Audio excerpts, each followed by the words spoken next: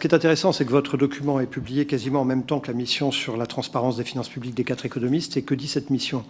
Elle nous met en garde sur une situation extrêmement dégradée, en expliquant, et je les lis, qu'en l'absence de mesures résolues de redressement, le risque de crise financière et d'ajustement brutal et désordonné, au détriment des plus vulnérables, s'accroît. Ce rapport parle d'une préoccupation croissante des créanciers de la France, sur le fait que, heureusement, nous pouvons compter sur la protection qu'apporte l'appartenance à la zone euro et la garantie implicite des autres pays de la zone euro, mais ajoute que cette bonne fortune, c'est ainsi qu'ils le disent, est une assurance qui n'est pas sans limite et que la rupture de confiance survient souvent lorsqu'on ne s'y attend pas ou plus.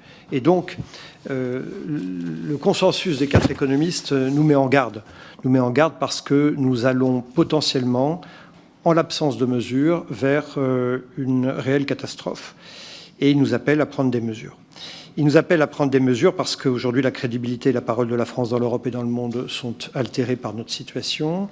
Notre capacité à réagir aux chocs économiques, climatiques, géostratégiques, on l'a vu avec la guerre, est évidemment entravée pour préparer l'avenir et à financer évidemment les services publics. Donc il y a une très grande inquiétude.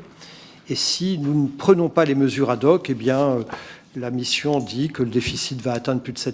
Enfin, tout cela, vous l'avez dit, ainsi que le président Coquerel.